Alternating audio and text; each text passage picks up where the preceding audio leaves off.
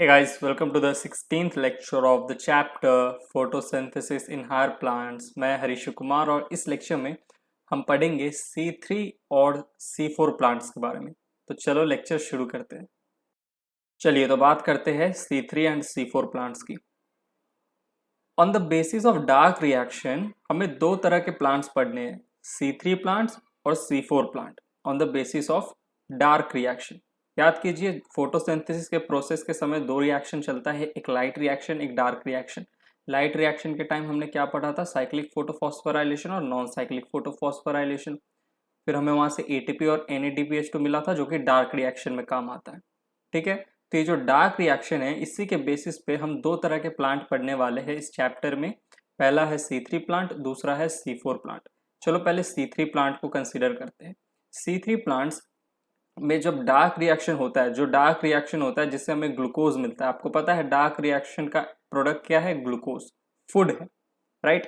Dark reaction का product क्या है, ग्लूकोज है। तो C3 प्लांट में जो डार्क रिएक्शन चलता है जिससे हमें ग्लूकोज मिलता है उसे हम कहते हैं C3 साइकिल। C3 साइकिल एक तरह का डार्क रिएक्शन का साइकिल है। ठीक है, C3 साइकिल एक डार्क रिएक्शन का साइकिल है जो कि C3 प्लांट में चलता है और इससे हमें मिलता है ग्लूकोज। तो C3 साइकिल कहाँ चलेगा, C3 प्लांट में। वैसे ही C4 प्लांट जब हम थोड़ी देर बाद पढ़ेंगे तो उसमें C4 साइकिल चलता है। ठीक है, और ये C3 और C4 साइकिल क्या है, डार्क रिएक्शन के साइकिल है। तो इसी डार्क रिएक्शन के हिसाब से दो तरह के प्लांट पढ़ रहे, C3 plant C4 plant. C3 plant में तो C3 साइकिल चलेगा और C4 प्लांट में C4 साइकिल चलेगा, जिसकी हम आगे थोड़ी देर बाद चर्चा करेंगे। ये दोनों के दोनों साइकिल जो है C3 और C4 साइकिल डार्क रिएक्शन के साइकिल है, ग्लूकोज फॉर्मेशन के समय काम आते हैं। ठीक, अब ध्यान से सुनिएगा। C3 प्लांट जो है इसमें C3 साइकिल चलता है। ओके,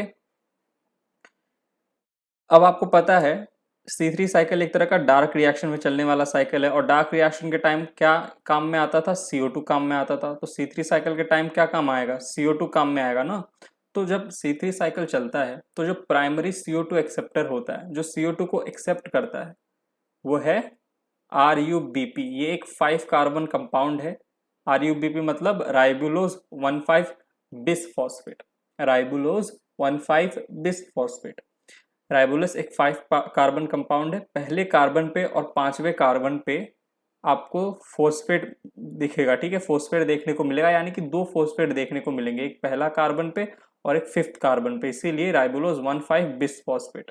ओके, चलिए तो primary CO2 acceptor C3 cycle का कौन है, RUBP है, जो कि एक 5 कार्बन कंपाउंड है।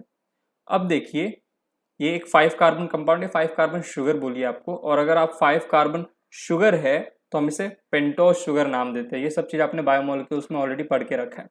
राइबुलोज बिसफॉस्फेट जो है वो एक तरह का कंपाउंड है, एक तरह का कार्बन शुगर है, 5 कार्बन शुगर है, यानी कि पेंटोज शुगर है। अब फर्स्ट स्टेबल कंपाउंड जो C3 साइकिल के समय बनता है वो है PGA, यानी कि 3-फोस्फोग्लाइसेरिक एसिड। ये फर्स्ट स्टेबल कंपाउंड है जो C3 साइकिल के टाइम पे बनता है। फर्स्ट स्टेबल कंपाउंड मतलब आफ्टर यूटिलाइजेशन ऑफ CO2, यानी कि जब CO2 को एक्सेप्ट करता है कौन, RUBP इन C3 साइकिल, तो CO2 और RUBP के बीच में रिएक्शन होता है। ठीक है, CO2 it's reaction with RUBP, और रिएक्शन से जो हमें पहला स्टेबल कंपाउंड मिलता है C3 साइकिल में वो है 3-फोस्फोग्लाइसेरिक एसिड। ये एक 3 कार्बन शुगर है, इसे हम ट्रायोस शुगर कहते हैं। 5 कार्बन शुगर को पेंटोस शुगर कहते हैं, 3 कार्बन शुगर को हम ट्रायोस शुगर कहते हैं। ओके, चलिए इतना आपने समझा। अब देखिए ये जो फर्स्ट स्टेबल कंपाउंड बना है ये 3 कार्बन शुगर का है। ठीक है, ट्रायोस शुगर है। इसी के बेसिस पे हमने इस साइकिल को कहा C3 साइकिल, क्योंकि C3 साइकिल के दौरान जो पहला स्टेबल कंपाउंड बनता है वो 3 कार्बन का होता है, 3 कार्बन का, इसीलिए। और ये 3 कार्बन का जो कंपाउंड है ये कार्बन शुगर है जिसे हम ट्रायोस शुगर कहते हैं। तो इसी के बेसिस पे, फर्स्ट स्टेबल कंपाउंड के बेसिस पे हमने इस साइकिल को क्या कहा, C3 साइकिल कहा। क्यों, क्योंकि इस साइकिल के दौरान जो पहला स्टेबल कंपाउंड बनता है वो एक 3 कार्बन कंपाउंड है, एक 3 कार्बन शुगर है। 3 कार्बन, इसीलिए साइकिल का नाम हमने कहा C3 साइकिल। ये एक डार्क रिएक्शन के समय चलने वाला साइकिल है, C3 प्लांट में चलता है और ग्लूकोज का फॉर्मेशन होता है। अभी के लिए आप इतना समझिए, ओके। अभी के लिए आप इतना अपने दिमाग में अच्छे से बैठा लीजिए। अब आगे और भी बातें होंगी और धीरे धीरे आपका सारा कॉन्सेप्ट एकदम शार्प होता जाएगा। ऑलराइट, चलिए देखिए अब यहाँ पे एक नोट है। नोट ये है कि C3 cycle was explained by Melvin Calvin. Melvin Calvin साहब जो थे, इन्होंने C3 साइकिल को एक्सप्लेन किया था, and that is why C3 cycle is also known as Calvin cycle. इसीलिए हम C3 साइकिल को कैल्विन साइकिल से भी डिनोट करते हैं। एक और नाम है C3 साइकिल का, एक और नाम है कैल्विन साइकिल। क्यों? क्योंकि मेल्विन कैल्विन साहब ने पहली बार हमें ये C3 साइकिल समझाया था, तो इसीलिए C3 साइकिल को कैल्विन साइकिल कहते हैं। C3 साइकिल C3 प्लांट में होता है, अभी तक हमने ये देखा, ठीक है। ये एक डार्क रिएक्शन में चलने वाला साइकिल है, इसीलिए इस साइकिल के दौरान हमें ग्लूकोज मिलता है, ग्लूकोज का फॉर्मेशन होता है। और C3 साइकिल जो कि डार्क रिएक्शन के समय चलने वाला साइकिल है, तो CO2 की यूटिलाइजेशन होती है। प्राइमरी CO2 एक्सेप्टर RUBP होता है, 5 कार्बन शुगर है, और RUBP CO2 को एक्सेप्ट करता है और रिएक्शन होता है तो पहला स्टेबल कंपाउंड मिलता है PGA, जो कि 3 कार्बन शुगर है। 3 कार्बन शुगर है, फर्स्ट स्टेबल कंपाउंड है, इसी के बेसिस पे नाम पड़ा है क्या? C3 cycle. चलिए अब बढ़ते हैं आगे और बात करते हैं C4 प्लांट की। तो moving on to the next slide. अब हम बात करते हैं C4 प्लांट्स की। देखिए C4 प्लांट्स के समय जो साइकिल चलता है वो है C4 साइकिल, ठीक है। ये भी एक डार्क रिएक्शन का साइकिल है जो कि ग्लूकोज फॉर्मेशन में काम आता है। तो C4 प्लांट्स में कौन सा साइकिल चलता है? C4 cycle. ऑलराइट, इसीलिए नाम क्या है? C4 प्लांट है। क्यों? क्योंकि जो डार्क रिएक्शन वाला साइकिल है वो क्या है? C4 साइकिल है। तो on the basis of dark reaction हमने दो तरह का प्लांट देखा, C3 प्लांट जिसमें C3 साइकिल चल रहा है, C4 प्लांट जिसमें C4 साइकिल चल रहा है। किसी का फोन आ रहा है, रुको, डिक्लाइन। चलो हाँ, हम लोग यहाँ देखते हैं C4 प्लांट के समय, मतलब C4 प्लांट में कौन सा डार्क रिएक्शन का साइकिल चलता है? C4 साइकिल चलता है, इसीलिए नाम हमने रख दिया C4 प्लांट। अब धीरे धीरे समझना बात को। प्राइमरी CO2 एक्सेप्टर जो होता है C4 साइकिल में, C4 प्लांट के अंदर जो C4 साइकिल चल रहा है उसमें जो प्राइमरी CO2 एक्सेप्टर होता है वो होता है पेप, PEP पेप, यानी कि फोस्फोइनॉल पाइरुवेट। ये एक 3 कार्बन शुगर है, यानी कि ट्राइओस शुगर है। और जो पहला फर्स्ट स्टेबल कंपाउंड बनता है C4 साइकिल में वो है OAA, ठीक है, यानी कि ऑक्सैलो एसिटिक एसिड, ठीक है। ये एक 4 कार्बन शुगर है, टेट्रोस शुगर है। आफ्टर यूटिलाइजेशन ऑफ CO2, जब CO2 को एक्सेप्ट करेगा PEP और रिएक्शन होगा and it's reaction with PAP C4 cycle, तो हमें फर्स्ट स्टेबल कंपाउंड मिलेगा, वो है ऑक्सैलो एसिटिक एसिड। ये एक 4 कार्बन शुगर है, टेट्रोस शुगर है, तो फर्स्ट स्टेबल कंपाउंड 4 कार्बन का है, इसीलिए साइकिल का नाम क्या है? C4 साइकिल, ठीक है। फर्स्ट स्टेबल कंपाउंड के बेसिस पे साइकिल का नाम है। इतना आपने समझा? चलो, तो हमने C3 साइकिल देखा C4 प्लांट में, और सॉरी, हमने C3 प्लांट देखा और C4 प्लांट देखा। हमने कहा C3 प्लांट में C3 साइकिल चल रहा है और C4 प्लांट में C4 साइकिल चल रहा है। अभी के लिए तो हमने इतना देखा। अब अगले कुछ स्लाइड्स में आपका कॉन्सेप्ट और क्लियर होगा C3 प्लांट और C4 प्लांट के बारे में। जो साइकिल चल रहा है C3 और C4 साइकिल, ठीक है, इसके बारे में और आपका कॉन्सेप्ट क्लियर होगा अगले कुछ स्लाइड्स में, तो वो सब आप ध्यान से सुनिएगा। अब जो पार्ट आ रहा है वो कॉन्सेप्ट वाला है। ये सब तो आपको बस मैंने एक क्या किया, एक जनरल आइडिया दिया है। अगले कुछ स्लाइड्स बहुत ही क्या कहते हैं, इंपॉर्टेंट होने वाले हैं, तो एकदम ध्यान से सुनिएगा। चलिए moving on to the next slide. अब चलिए, अब यहाँ से सारी चीज़ें जो है वो बहुत इंपॉर्टेंट होने वाली है, तो ध्यान से सुनिएगा, ठीक है। आपके कॉन्सेप्ट जो है C3 प्लांट और C4 प्लांट को लेके और शार्प होंगे। देखिए, हमने अभी तक ये पढ़ा कि C3 प्लांट में C3 साइकिल होता है। C3 साइकिल का प्राइमरी CO2 एक्सेप्टर क्या होता है? राइबोलोज 1,5 बिस्फॉस्फेट, जो कि एक 5 कार्बन शुगर है, यानी कि पेंटोस शुगर है। और CO2 और RUBP जब आपस में रिएक्ट करते हैं, ठीक है, RUBP क्या करता है? ये जो राइबोलोज 1,5 बिस्फॉस्फेट है CO2 को एक्सेप्ट करता है और रिएक्शन होता है, तो फर्स्ट स्टेबल कंपाउंड हमें मिलता है 3-फॉस्फोग्लाइसेरिक एसिड, जो कि 3 कार्बन शुगर है, यानी कि ट्राइओस शुगर है। इतना हम जानते हैं। चलिए अब देखिए, अगर मैं आपसे एक सवाल करूं कि ये जो C3 प्लांट है इसमें C3 साइकिल चल रहा है, तो कहाँ पे चल रहा है, लोकेशन बताओ मुझे, बताओ कि C3 साइकिल कहाँ पे चलेगा। C3 साइकिल क्या है, एक तरह का डार्क रिएक्शन वाला साइकिल है जो कि C3 प्लांट में चलता है। डार्क रिएक्शन के समय चलने वाला साइकिल है C3 साइकिल जो कि C3 प्लांट में चलता है। तो आप वो सब छोड़ो, आपसे मैं एक सवाल करता हूँ, आप मेरे को बताओ आंसर। इन जनरल अगर मैं आपसे पूछूं कि फोटोसिंथेसिस कहाँ होता है, प्लांट में फोटोसिंथेसिस कहाँ होता है, राइट? क्योंकि फोटोसिंथेसिस आपको पता चल जाएगा कहाँ होता है, तो आपको ये भी पता चल जाएगा लाइट रिएक्शन डार्क रिएक्शन कहाँ होता है। क्योंकि फोटोसिंथेसिस, मैकेनिज्म ऑफ फोटोसिंथेसिस में तो हमने पढ़ा था कि फोटोसिंथेसिस जो है उसके दो पार्ट है। एक फोटोसिंथेसिस प्रोसेस को कंप्लीट होने के लिए लाइट रिएक्शन भी चलता है, डार्क रिएक्शन भी चलता है। तो अगर मैं आपसे पूछूं फोटोसिंथेसिस कहाँ चलता है प्लांट में, तो आप कहोगे कि सर ग्रीन प्लांट के ग्रीन पार्ट में चलता है, ग्रीन प्लांट के ग्रीन पार्ट में। अब ग्रीन प्लांट का ग्रीन पार्ट क्या होता है, तो आप कहोगे सर मेनली लीफ होता है। पर क्या सिर्फ लीफ ही होता है जो ग्रीन पार्ट है एक ग्रीन प्लांट का? तो नहीं नहीं, कुछ कुछ प्लांट ऐसे होते हैं जिनका रूट भी ग्रीन होता है। अगर रूट ग्रीन है तो रूट में भी क्या होगा, फोटोसिंथेसिस चलेगा। जैसे एग्जांपल ट्रापा, ट्रापा एक प्लांट है जिसका रूट ग्रीन होता है और रूट भी फोटोसिंथेसिस करता है। बट यहाँ हम मेनली लीफ के साथ ही डील करेंगे। सुनिए, तो ग्रीन पार्ट के ग्रीन प्लांट के ग्रीन पार्ट यानी मेनली लीफ में फोटोसिंथेसिस चलता है। कहाँ? तो लीफ में एक स्पेशल टाइप ऑफ सेल्स होते हैं जिसे हम कहते हैं मेसोफिल सेल। इस मेसोफिल सेल में होता है प्रेजेंट साइटोप्लाज्म अंदर की तरफ। ऑब्वियसली मेसोफिल सेल है, सेल के अंदर क्या होगा, साइटोप्लाज्म।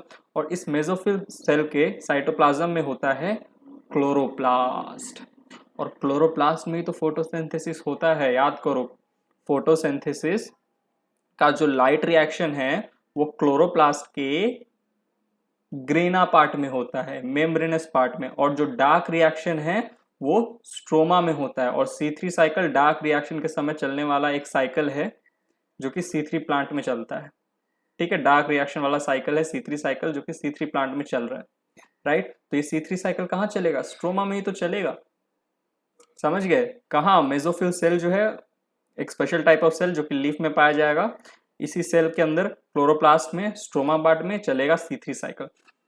अब ये जो क्लोरोप्लास्ट है ना मेसोफिल सेल में स्ट्रोमा पार्ट में, फिर ये जो स्ट्रोमा पार्ट है इसमें प्रेजेंट होता है एक एंजाइम रूबिस्को। ये रूबिस्को एक इंपॉर्टेंट एंजाइम है C3 साइकिल का।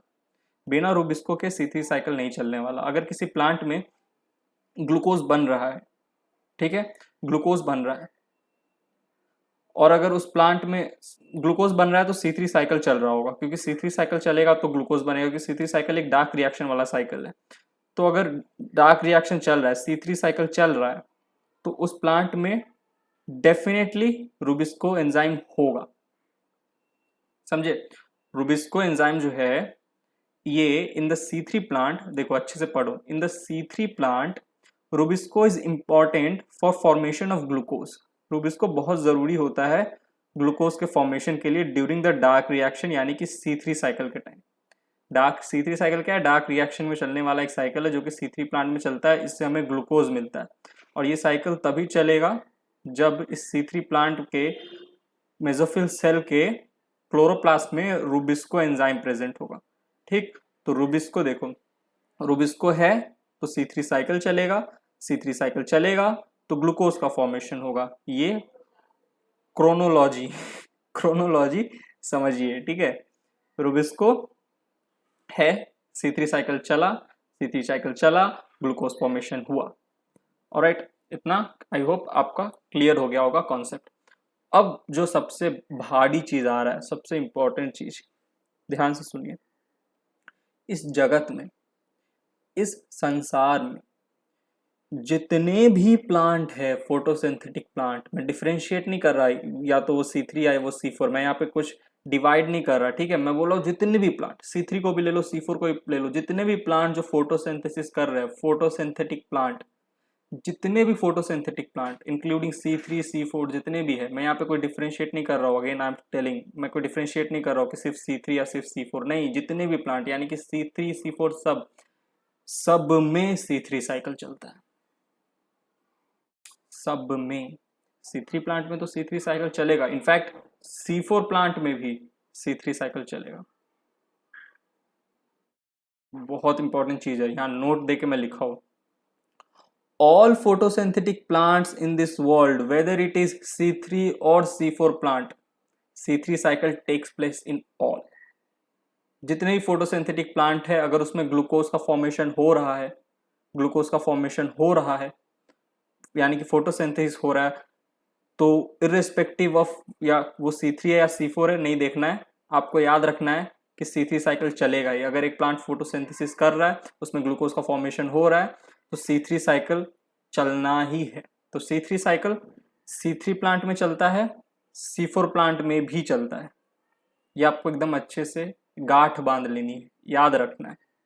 Meaning there is no plant in which C3 cycle does not take place. इस जगत में ऐसा कोई प्लांट है ही नहीं जिसमें C3 साइकिल नहीं चलता है, सारे प्लांट में चलेगा। अगर वो प्लांट फोटोसिंथेटिक है, ग्लूकोज फॉर्म हो रहा है, तो उस प्लांट में C3 साइकिल चलेगा ही। Even in C4 plant glucose formation take place through C3 cycle. तो यहाँ पे देखो मैं लिख रहा हूं C3 प्लांट में C3 साइकिल, C4 प्लांट में भी C3 साइकिल, क्योंकि दोनों में ग्लूकोज का फॉर्मेशन हो रहा है। और ग्लूकोज का फॉर्मेशन कब होता है आपको पता है, जब फोटोसिंथेसिस होता है, राइट। ये तो C3 प्लांट में भी C3 साइकिल, C4 प्लांट में भी C3 साइकिल, और साथ ही साथ C4 प्लांट में एक और एक्स्ट्रा साइकिल चलता है C4 साइकिल। इन सब की चर्चा हम आगे करेंगे। याद रखना, अभी बस यहाँ पे मैं आपको एक ओवरव्यू दे रहा हूँ, एक जनरल आइडिया दे रहा हूँ, सब कुछ डिटेल में नहीं पढ़ रहे हम लोग। इसको अगर आप डिटेल सोच रहे हो ना, तो आने वाले लेक्चर में तो आपके होश उड़ने वाले हैं। ये डिटेल नहीं है, बस जनरल आइडिया है, सुपरफिशियल लेवल, ऊपर सरफेस से पढ़ा रहा हूँ, ज़्यादा डिटेल में तो अभी तक गया नहीं हूँ मैं।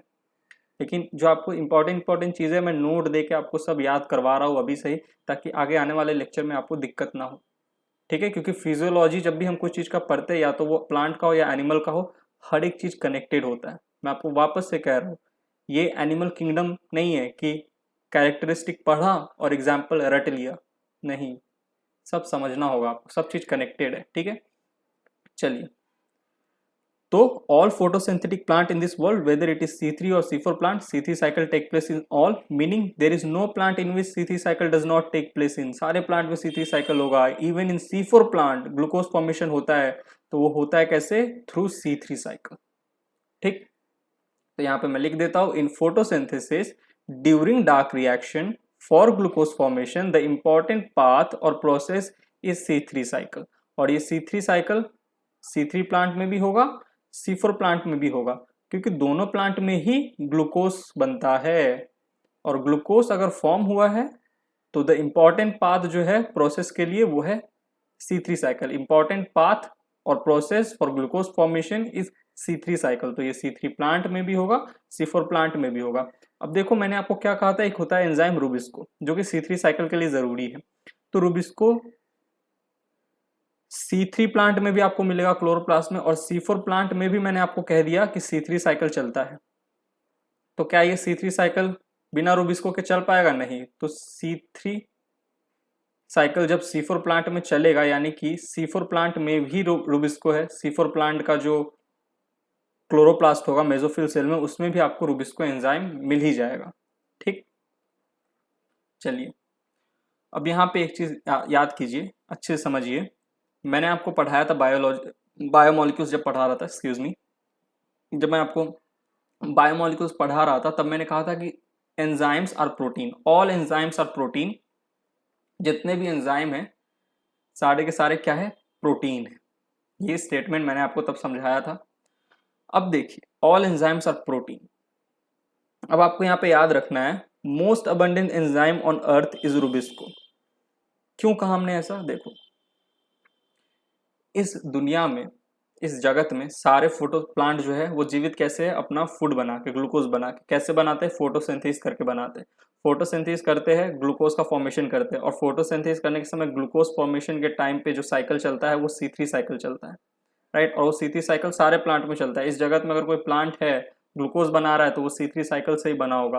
तो सारे प्लांट में C3 साइकिल चल रहा है ग्लूकोज फॉर्मेशन के लिए, C3 में भी, C4 में भी, ठीक है। तो और C3 साइकिल के लिए जरूरी क्या है? रूबिस्को।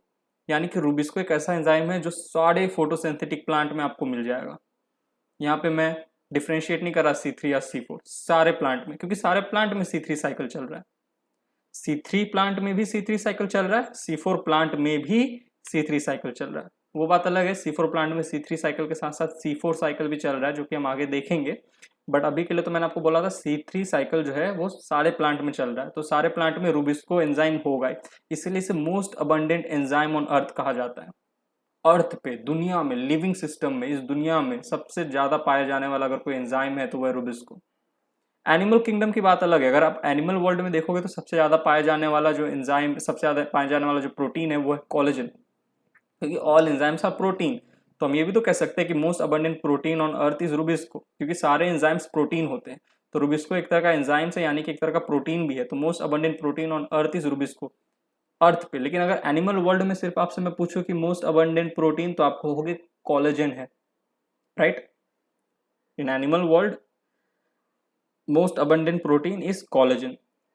ऑन अर्थ, अर्थ बोल रहा हूं मैं, प्लांट वर्ल्ड में ही बोल रहा हूं मैं, अर्थ बोल रहा हूं। On earth most abundant protein is rubisco, और प्लांट में तो है ही रूबिस्को, राइट। सारे प्लांट में रूबिस्को मिलेगा आपको, क्योंकि सारा प्लांट ग्लूकोज बनाता ही है, फोटोसिंथेटिक प्लांट, ठीक है, ग्लूकोज बनाता ही है फोटोसिंथेसिस करके, यानी कि उसमें C3 साइकिल चलता ही है, डार्क रिएक्शन के समय C3 साइकिल चलता है।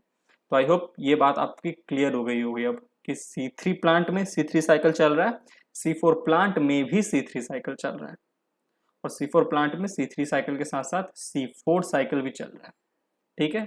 चलो अब अगले स्लाइड में बढ़ते हैं, moving on to the next slide. अब बात करते हैं C4 प्लांट में चलने वाली C4 साइकिल की, जो कि डार्क रिएक्शन के समय चलता है।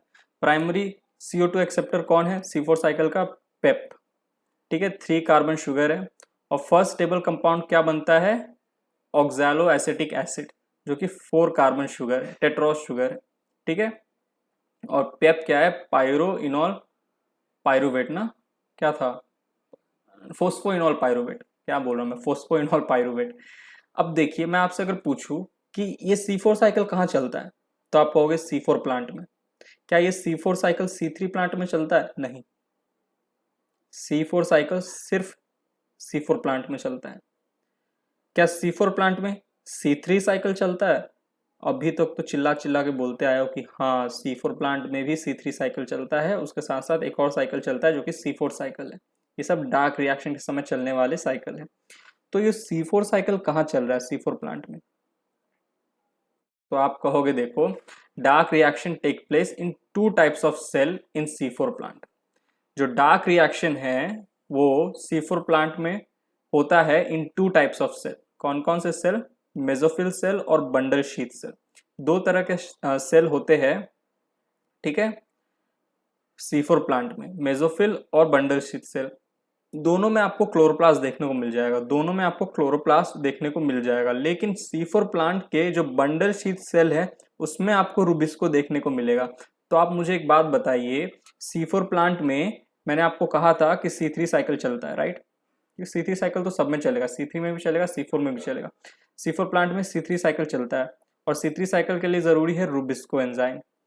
तो आप यहाँ पे देखिए, C4 प्लांट में 2 तरह के सेल होते हैं, 2 टाइप्स ऑफ सेल जिसमें डार्क रिएक्शन होता है, मेसोफिल सेल और bundle sheath cell. Bundle sheath cell में होता है, बंडल शीथ सेल में जो क्लोरोप्लास्ट होता है उसमें रूबिस्को पाया जाता है। तो आप समझ जाओगे कि C4 प्लांट के बंडल शीथ सेल में C3 साइकिल चलता है, क्योंकि C4 प्लांट के बंडल शीथ सेल में हमें रूबिस्को मिलता है, बंडल शीथ सेल के क्लोरोप्लास्ट में रूबिस्को मिलता है, तो इसलिए यहाँ C3 साइकिल चलता है।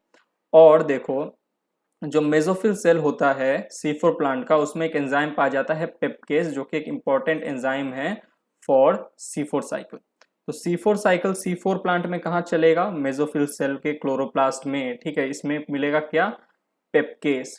लेकिन बंडल शीथ, जो हमारा बंडल शीथ है, बंडल शीथ C4 प्लांट का, उसका जो क्लोरोप्लास्ट है उसमें आपको एंजाइम मिलेगा रूबिस्को। तो आप समझ जाना C4 प्लांट में जो हमारा क्या कहते हैं C3 साइकिल चलेगा ग्लूकोज फॉर्मेशन के लिए, फूड फॉर्मेशन के लिए, वो कहाँ चलेगा? बंडल शीथ सेल में, C4 प्लांट के बंडल शीथ सेल में। ये देखो यहाँ पे मैंने अच्छे से नोट देके लिख भी दिया है, फूड फॉर्मेशन यानी कि ग्लूकोज फॉर्मेशन C3 प्लांट में कहाँ चलता है? इन मेसोफिल सेल, अभी जो हमने पिछले स्लाइड में देखा था मेसोफिल सेल। और C4 प्लांट, इस वाले स्लाइड में देखो, C4 प्लांट में जो C3 साइकिल है यानी कि फूड फॉर्मेशन वाला साइकिल, वो कहाँ चलता है? बंडल शीथ सेल में, बंडल शीथ सेल में, ऑलराइट। तो आप मुझसे पूछोगे कि अच्छा C4 साइकिल का क्या काम आता है, C4 साइकिल का क्या काम है हरीशु, तो सब कुछ अभी जान लेना है क्या? अगला लेक्चर नहीं देखना है, ये सब आगे वाली बात में, आप आगे वाले लेक्चर्स, आने वाले फ्यूचर में जो लेक्चर्स है उनमें आपको पता चल जाएगा कि C4 साइकिल का क्या काम है। फिलहाल के लिए तो आप इतना ही नॉलेज रखो, ठीक है। अब मैं आपसे कुछ सवाल करूंगा, देखना चाहता हूँ कि आपने कितना कुछ सीखा है इस लेक्चर में। तो पहला सवाल जो आ रहा है आपके कंप्यूटर स्क्रीन पर या मोबाइल स्क्रीन पर, वो है does C4 plant have rubisco. एक तो तुम्हारे स्लाइड के सामने ही दिख रहा है यार, ये कैसा केबीसी है, आंसर भी सामने में ही है। Does C4 plant has rubisco? Yes, C4 plant have rubisco, क्योंकि C4 प्लांट में C3 साइकिल चलता है और C3 साइकिल चलने के लिए रूबिस्को की जरूरत है। तो बंडल शीट सेल के क्लोरोप्लास्ट में आपको रूबिस्को मिल जाएगा। दूसरा सवाल, does C3 cycle take place in C4 plant? तब से चिल्ला चिल्ला के बोल रहा हूँ, यस। C3 साइकिल एक ऐसा साइकिल है जो इस संसार के कोई भी फोटोसिंथेटिक प्लांट में अगर ग्लूकोज फॉर्मेशन हो रहा है तो वो C3 साइकिल से ही होगा। तो C3 साइकिल क्या C4 प्लांट में होगा? ऑब्वियसली होगा, क्योंकि C4 प्लांट को भी तो फूड की जरूरत है, ग्लूकोज की जरूरत है। तो C4 प्लांट में अगर फूड फॉर्मेशन होगा तो C3 साइकिल चल ही रहा है। ओके, अगला सवाल है, does glucose formation in C4 plant take place due to C3 cycle? Glucose formation in C4 plant take place due to C3 cycle? Obviously yes, क्योंकि C3 साइकिल जब चलता है तो ग्लूकोज मिलता है। ठीक है, तो ग्लूकोज फॉर्मेशन भी C4 प्लांट में कैसे हो रहा है? Due to C3 cycle. I hope आपको जो कॉन्सेप्ट है, जो मैं बोल रहा था ना, आप धीरे धीरे लेक्चर देखो, आपके सारे कॉन्सेप्ट, सारे चीज शार्प होंगे, सब चीज अच्छे से समझोगे C3 और C4 प्लांट्स के बारे में। तो आई होप आपका सारा कॉन्सेप्ट एकदम अब स्ट्रेंथ एंड टाइट हो गया होगा। नहीं हुआ तो एक बार और ये लेक्चर देख लेना, हो जाएगा। चलो अब बढ़ते हैं अगले स्लाइड में, कुछ और चंद बातें हैं, उसके बाद ये लेक्चर समाप्त होगा। तो moving on to the next slide. अब यहाँ पे एक चीज समझिएगा, जब आप एनसीईआरटी पढ़ रहे होगे, जब ये चैप्टर पढ़ रहे होगे आप फोटोसिंथेसिस, तब आपको यहाँ पे एक हेडिंग मिलेगा उस चैप्टर में, the primary acceptor of carbon dioxide. NCERT page number 216 में डार्क रिएक्शन के समय आपको ये हेडिंग मिलेगा। जब आप डार्क रिएक्शन पढ़ने जाओगे, the primary acceptor of CO2, CO2 का प्राइमरी एक्सेप्टर के बारे में एक हेडिंग है पेज नंबर 216 में। इस हेडिंग में क्या समझना है, इस टॉपिक में क्या समझना है, मैं आपको थोड़ा बता देता हूँ। देखिए, शुरुआत में साइंटिस्ट लोग ने C3 और C4 प्लांट के ऊपर बहुत एक्सपेरिमेंट किया, रिसर्च किया, ठीक है, और बहुत सारे कंक्लूजन दिए C3 और C4 प्लांट के बारे में। कुछ कंक्लूजन उनके सही थे, कुछ गलत थे। बाद में जब और भी रिसर्च किया गया, बायोकेमिकल इन्वेस्टिगेशन किया गया, तो पता चला कि साइंटिस्ट लोग के कुछ बात सही थी, कुछ बात गलत थी, और गलत बात को फिर उन्होंने सही किया। तो इसी चीज के ऊपर जो उनका रिसर्च था, क्या बात उन्होंने पता की, क्या कंक्लूजन था, किस चीज को सही किया, उसी चीज की चर्चा करेंगे। Primary acceptor of CO2, C3 plant और C4 प्लांट, साइंटिस्ट लोग रिसर्च कर रहे थे C3 और C4 प्लांट में। तो देखो, C3 प्लांट में जो फर्स्ट स्टेबल कंपाउंड बन रहा था वो PGA बन रहा था 3 कार्बन का। कब? जब जो कार्बन डाइऑक्साइड जाके C3 प्लांट के प्राइमरी एक्सेप्टर के साथ जाके क्या कर रहा था, रिएक्ट कर रहा था, तो फर्स्ट स्टेबल कंपाउंड मिल रहा था 3 कार्बन का। अब CO2 में एक कार्बन आ गया, यानी कि और 2 कार्बन चाहिए, तो 3 कार्बन वाला फर्स्ट स्टेबल प्रोडक्ट मिल जाएगा। तो साइंटिस्ट ने बोला कि C3 प्लांट में जो प्राइमरी एक्सेप्टर होता है CO2 का, वो 2 कार्बन वाला होता है, 2 कार्बन वाला, तभी तो 2 कार्बन प्लस CO2 का एक कार्बन मिलके जो पहला स्टेबल कंपाउंड है PGA बना देता है, 3 कार्बन शुगर। ऐसा इन्होंने बोला। फिर साइंटिस्ट लोग ने C4 प्लांट के ऊपर रिसर्च किया और बोला C4 प्लांट में क्या होता है, first stable compound oxalo acetic acid बनता है 4 कार्बन का। इसमें क्या होता है, कार्बन डाइऑक्साइड जाके 3 कार्बन वाले प्राइमरी एक्सेप्टर के साथ जाके क्या करता है, बाइंड करता है और रिएक्ट करता है, तो हमें 4 कार्बन वाला पहला स्टेबल कंपाउंड मिल जाता है।